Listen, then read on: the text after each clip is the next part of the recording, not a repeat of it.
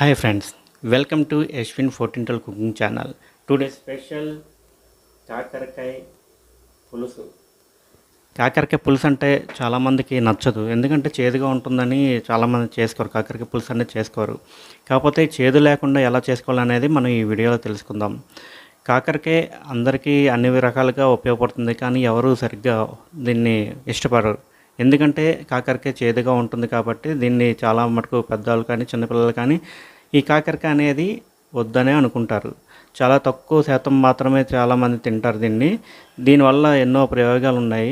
Immunity power పెరుగుతుంది, అలాగే ఎన్నో చర్మం కూడా బాగుంటుంది ఇది తినడం వల్ల. అలాగే ఎన్నో రకాలుగా ఇది కాకరకాయ అనేది మనకు ఉపయోగపడుతుంది. పెద్దవాళ్ళే కాకరకాయ చేదుగా ఉంటుంది కదా అని చెప్పేసి పక్కన పెట్టేస్తారు. పెద్దవాళ్ళు అలా అంటే ఇంకా పిల్లలు ఏం తింటారు? పిల్లలు కూడా తినరు. అందుకే మీరు పిల్లలకు కూడా పెట్టండి, మీరు తినండి. ఎన్నో కూరగాయలతోటి మీకు ఎన్నో ప్రయోజనాలు ఉన్నాయి. కాకరకాయ ఎంతో మేలు చేస్తుంది. అలాగే కాకరకాయ గురించి తెలుసుకోవాలంటే యూట్యూబ్లో కాకరకాయ ఉపయోగాలని మీరు అంటే దాంతో మీకు ఎన్నో ఉపయోగాలు ఉన్న చాలామంది చెప్తూ ఉంటారు కాకరకాయ వల్ల ఉపయోగాలు. దాని ద్వారా మీకు తెలుస్తుంది. కాకరకాయ పులుసు అనేది చేదు లేకుండా ఎలా వండుకోవాలి అనేది మనం ఈ వీడియోలో చూద్దాం. మీరు కూడా పిల్లలకి కాకరకాయని వద్దు అనకుండా, చేదుగా ఉంటుంది కాకరకాయ వద్దు అనకుండా మీ పిల్లలకి మీరు అలవాటు చేయండి. ఇలా అలవాటు చేయడం వల్ల వాళ్ళ హెల్త్ ఎంతో బాగుంటుంది. లేదంటే ఒక వయసు వచ్చేటప్పటికి షుగర్లు, బీపీలు అన్ని రకాల జబ్బులు వస్తాయి. అన్ని రకాలుగా అన్నీ తింటూనే మనిషి అనేది బాగుంటుండు. అందుకే మీరు కూడా పెద్దవారైన మీరు కూడా తినండి. అలాగే పిల్లలకు కూడా కాకరకాయ, బీరకాయ ఇలాగ కూరగాయలు కూడా అలవాటు చేయండి. అలవాటు చేయడం వల్ల చాలా ఉపయోగాలు ఉంటాయి. హెల్తీగా ఉంటారు. ఉపయోగాలు ఏంటో మీరు ఆన్లైన్లో సెర్చ్ చేసుకుంటే గూగుల్లో మీకు వాటి కూరగాయల ఉపయోగాలన్నీ తెలుస్తాయి. దాన్ని బట్టి మీరు వాడుకోవచ్చు. ఇప్పుడు ఈ కాకరకాయ గురించి కూడా మీరు తెలుసుకోవాలనుకుంటే ఆన్లైన్లో గూగుల్లో సెర్చ్ చేయండి. దాని ఉపయోగాలు ఎన్నో ఉంటాయి. నేను అవన్నీ చెప్పుకుంటూ ఉంటే ఇప్పుడు మనకి వీడియో లెంత్ అనేది ఎక్కువైపోతుంది. మనం వీడియోలోకి వెళ్ళిపోదాం. కాకరకాయ చేదు లేకుండా పులుసు ఎలా చేసుకోవాలి అనేది ఈ వీడియోలో మనం చూద్దాం. ఓకే, ప్యాన్ పెట్టుకుని ప్యాన్లో ఆయిల్ వేసుకుంటున్నాను. తగినంత ఆయిల్ వేసుకుంటున్నాను నేను. ఈ ఆయిల్ వేడెక్కిన తర్వాత మనం వెల్లుల్లిపాయలు వేసుకుందాం. ఆయిల్ బాగా వేడెక్కింది. ఇప్పుడు మనం వెల్లుల్లిపాయలు వేసుకుందాం దాంట్లో.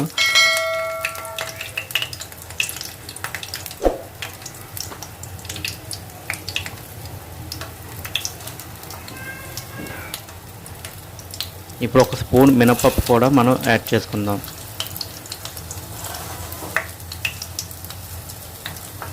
అలాగే ఒక స్పూన్ ఆవాలు కూడా వేసుకుంటున్నాను. ఒక స్పూన్ జీలకర్ర కూడా వేసుకుంటున్నాను.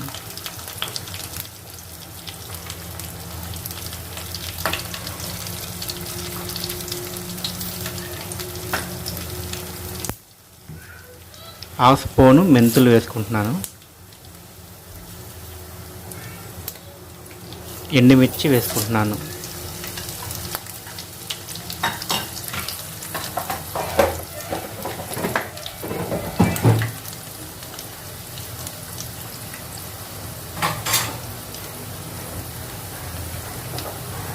అన్నీ బాగా వేగుతున్నాయి. ఇప్పుడు ఒకసారి మనం అన్నీ కలుపుకుందాం. ఇటు అటు కలుపుకుందాం, లేదంటే పోపులు అనేది మాడిపోతాయి.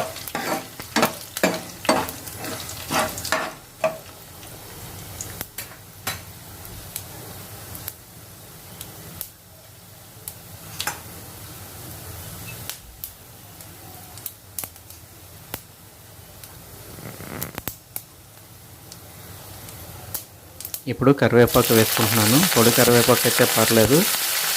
కరివేపాకు అంటే తడిగా ఉన్నది వేసుకుంటే కానీ కొంచెం దూరంగా ఉండండి, ఆయిల్ అనేది చిమ్ముతుంది మీదకి.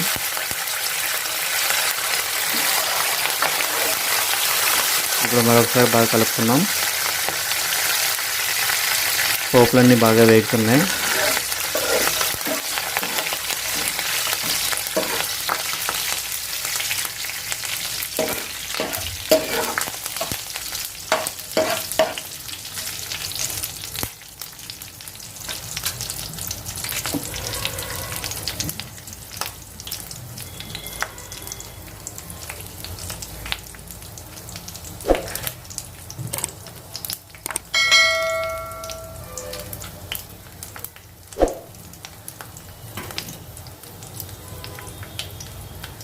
ఇప్పుడు ఇంగువ వేసుకుంటున్నాను. నేను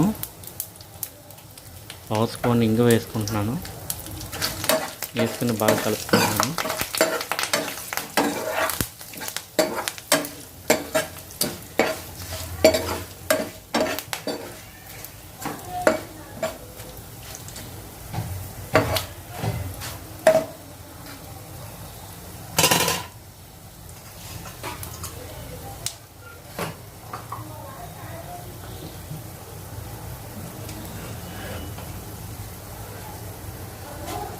ఇప్పుడు సన్నగా తరిగి పెట్టుకున్న ఉల్లిపాయ ముక్కల్ని దాంట్లో వేసుకుందాం.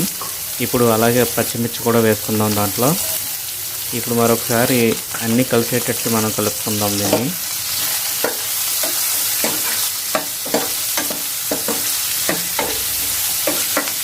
ఉల్లిపాయ మిర్చి బాగా లైట్ గోల్డెన్ షేడ్ వచ్చేంత వరకు మనం వేయించుకోవాలి. బాగా వేగాలి అవి.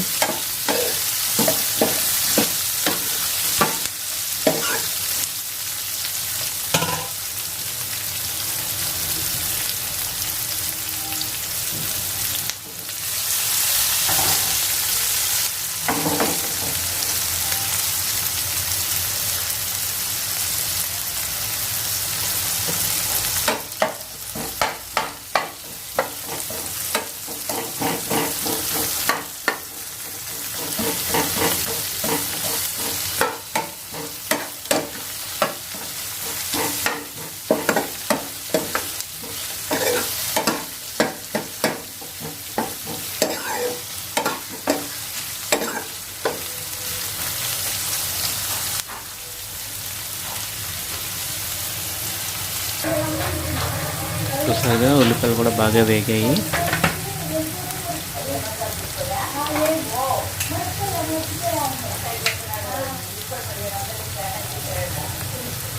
ఇప్పుడు మనం కట్ చేసి పెట్టుకున్న కాకరకాయ ముక్కలు దాంట్లో వేసుకుందాం.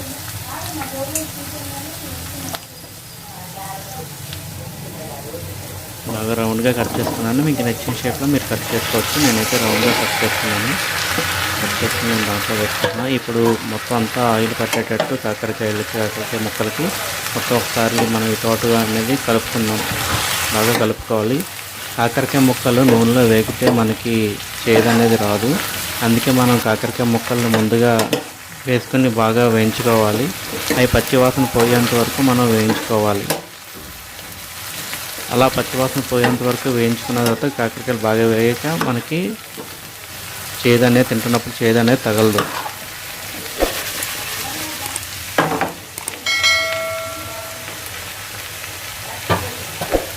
చాలామంది ఉడకబెట్టుకొని నీళ్ళు వాష్ చేసుకొని ముక్కలు వేసుకొని వేయించుకుంటారు. అలా అయితే మనకి ఎటువంటి ఉపయోగం ఉండదు. మనం ఉడకబెట్టి వేయించుకుంటే మనకి వాటర్లోనే మొత్తం అంతా పోతుంది. ఇలా మనం డైరెక్ట్ ముక్కలు వేసుకుని వాటిని మనం ఆయిల్లో మగ్గించుకొని వేసుకుంటే మనకి హెల్త్కి చాలా మంచిది. ఇది అలా ఉడికించుకుంటే వాటర్లోనే పోతాయి. అన్ని గుణాలు వాటర్లోనే పోతాయి. ఇలా మనం మగ్గించుకుందాం. చూడండి, ఆయిల్లో బాగా మగ్గాయి. చూసారుగా, అడుగు అంటుకుపోకుండా మాడిపోకుండా మనం ఒకసారి ఇటు అటు కలుపుకుందాం. బాగా కలుపుకుందాం.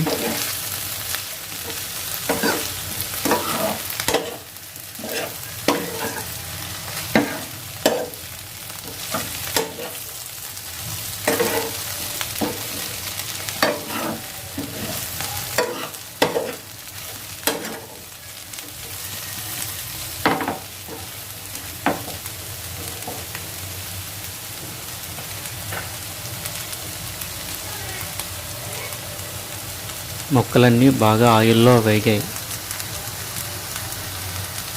ఇలాగ మనం చూసారుగా ఇవన్నీ ఎలా వేగాయో ముక్కలు.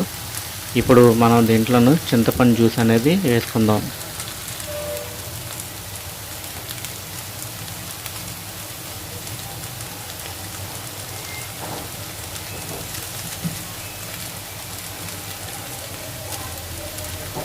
చింతపండు జ్యూస్ వేసుకుంటున్నాను.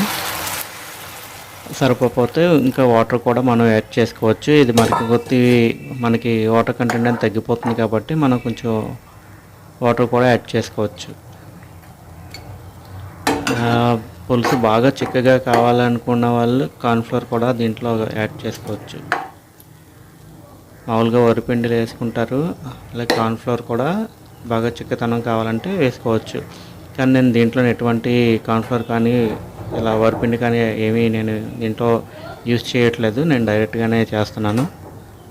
ఇది బాగా ఉడికిన తర్వాత ఇదే చిక్కగా ఉంటుంది.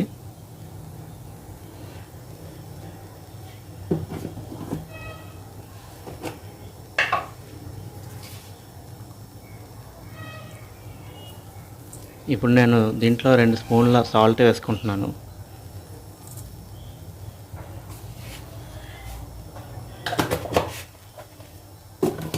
సాల్ట్ వేసుకున్నాం కదా, ఇప్పుడు మరొకసారి బాగా సాల్ట్ పట్టేటట్టు కలుపుకుందాం.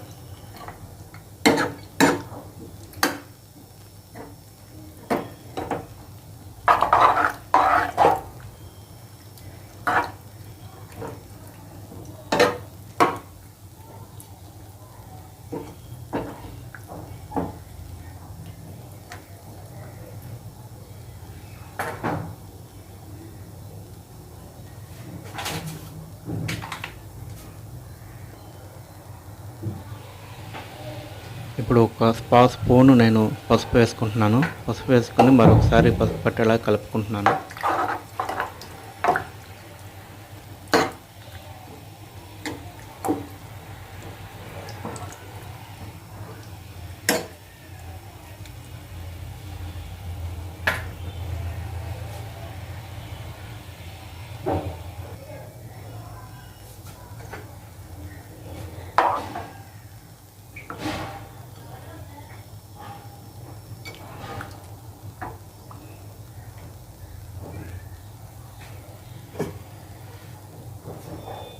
ఇప్పుడు కాసేపు మూత పెట్టి మనం కాసేపు ఉడికించుకుందాం.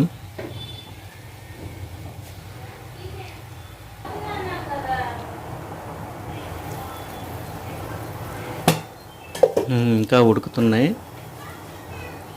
బాగా మరొకసారి కలుపుకుందాం. ఇలా మధ్య మధ్యలో మనం కలుపుకుంటూ ఉండాలి, లేదంటే మనకి అడుగును మాడిపోవడం కానీ పాడైపోవడం జరుగుతుంది. అందుకే మధ్య మధ్యలో మనం ఇలా కలుపుకుంటూ మూత పెట్టుకొని మళ్ళీ మూత తీసి మరొకసారి కలుపుకుంటూ ఇలాగా మనకి పులుసు రెడీ అయ్యేంత వరకు, అంటే కాకరకాయ ముక్క మెత్తపడాలి, అలాగే పులుసు కూడా మనకి చిక్కపడాలి, అప్పటి వరకు మనం కలుపుకుంటూ ఉండాలి. ఇప్పుడు నేను 2 స్పూన్ల షుగర్ వేసుకుంటున్నాను ఈ పులుసులోను. షుగర్ కాకపోయినా బెల్లం కూడా వేసుకోవచ్చు. నా దగ్గర అవైలబుల్లో లేదు బెల్లం, నేను అందుకే 2 స్పూన్ల షుగర్ వేసుకొని కలుపుకుంటున్నాను. బెల్లం వేసుకుంటే ఇంకా బాగుంటుంది టేస్ట్ అనేది. బెల్లం నాకు అవైలబుల్లో లేక నేను 2 స్పూన్ షుగర్ అయితే నేను యాడ్ చేసుకున్నాను. వేసుకొని ఇప్పుడు మరొకసారి బాగా మనం కలుపుకుందాం. బాగా కలిసిన తర్వాత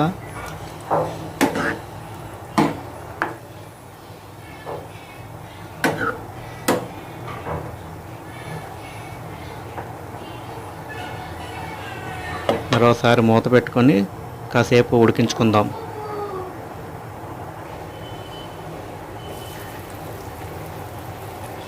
మరొకసారి మూత తీసి మళ్ళీ కలుపుకుందాం మనం పులుసుని. పులుసు అయితే బాగానే ఉడుకుతుంది, ఇంకా ఉడకాలి. మధ్య మధ్యలో ఇలాగ కలుపుకుంటూ ఉండాలి.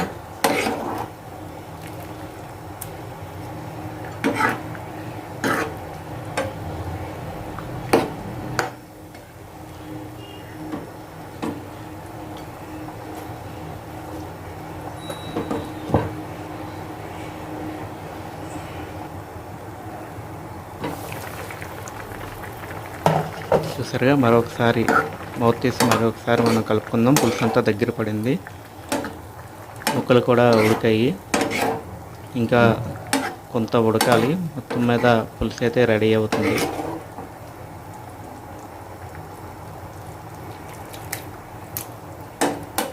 ఇలా బాగా ఉడికించుకోవాలి. బాగా ఉడికించుకుంటే మనకి కాకరకాయ ముక్కలు చేదురావు, పులుసు కూడా చాలా టేస్టీగా ఉంటుంది. మీరు కూడా ఈ వీడియో చూసి ఒకసారి ట్రై చేయండి, చాలా బాగుంటుంది. మీకు పులుసు అనేది చేదు రాదు.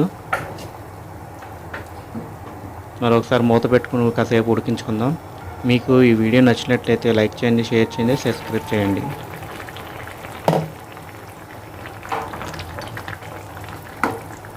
ఇలా మధ్య మధ్యలో కలుపుకుంటూ మూత తీసి మళ్ళీ మూత పెట్టి కలుపుకుంటూ ఉండాలి. చూసారుగా పులుసు అంతా చిక్కబడుతుంది, ముక్కలు కూడా బాగా ఉడుకుతున్నాయి.